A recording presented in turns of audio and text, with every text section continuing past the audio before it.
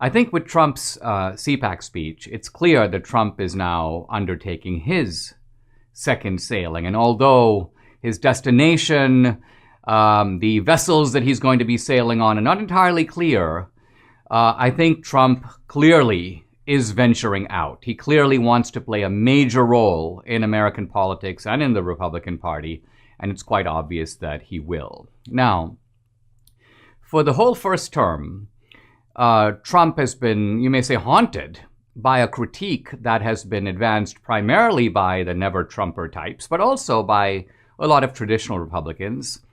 And that can be summarized in one sentence. Trump is not Ronald Reagan. Now, this is a little bit of a weird thing to say because, of course, only Reagan is Reagan.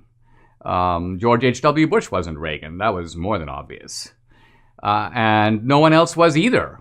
George W. Bush wasn't Reagan. Mitt Romney wasn't Reagan. Reagan is an American original, and I might say there will never be another Reagan, any more than there will ever be another Lincoln.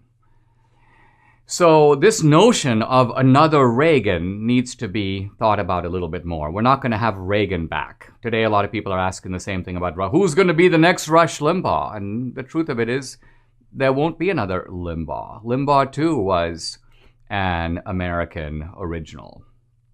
But I think the invocation of Reagan is aimed at saying that Reagan was sort of the right type of president. Trump is defective when measured by the Reaganite standard. That's really what the Trump critics in the GOP or the never-Trumpers are getting at, that Trump falls short. And I'd like to analyze a very interesting article here in the American Greatness. It's called The Reckoning of Ronald Reagan. It's written by Eric Lendrum.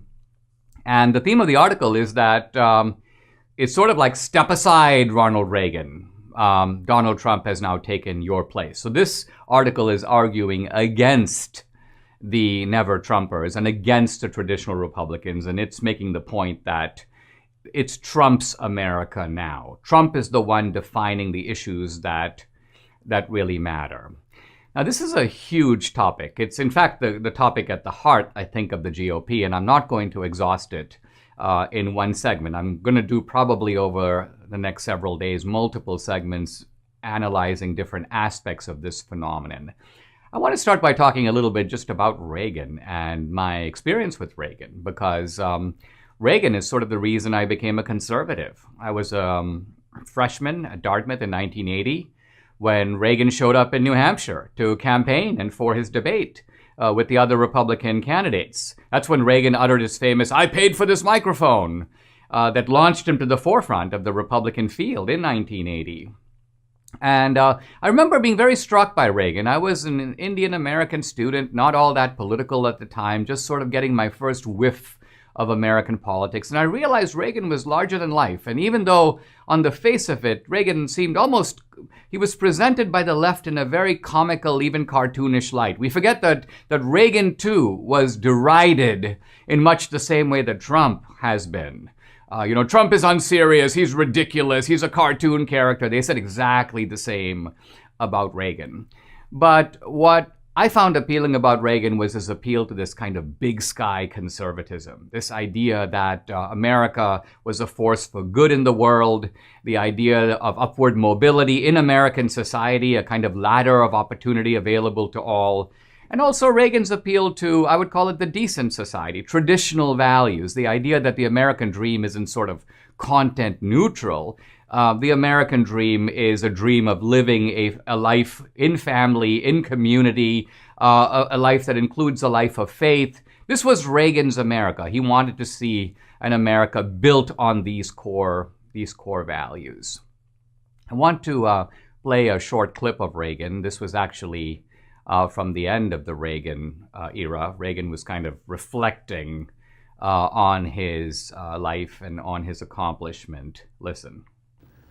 Ours was the first revolution in the history of mankind that truly reversed the course of government, and with three little words: we the people. We the people tell the government what to do. It doesn't tell us. We the people are the driver. The government is the car, and we decide where it should go and by what route and how fast. Almost all the world's constitutions are documents in which governments tell the people what their privileges are. Our Constitution is a document in which we, the people, tell the government what it is allowed to do. We, the people, are free. Now, two things strike me about this very characteristic statement of Reagan. The first, of course, is his tone.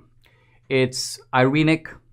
It puts you at ease. It doesn't agitate you. It settles you down.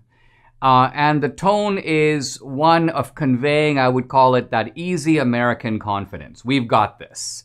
You got the feeling with Reagan that here was a man very firmly in the saddle. Here was a man who knew what he was doing, and that's the sort of undertone of what Reagan is conveying here. But then the content. Notice that Reagan is defining in a very picturesque way. Who's driving the car? Is government driving the car, or are the people driving the car? Who's giving the instructions? Who's the boss? So Reagan here is not only preaching, but he's also teaching.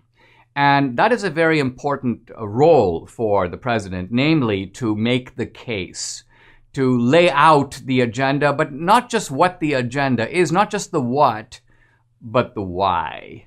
I think this is what Reagan did very successfully. If you go back and read Reagan's so-called evil empire speech where he makes the case against communism, he talks about why it's evil. He talks about what's wrong with government. He talks about why totalitarian government, how it grows, and why it's such a threat. So at the end of it, you feel like if you're a guy who's not that into politics, you don't know a whole lot about what's going on, Reagan lays it out for you. There's an embedded narrative and there's an embedded argument.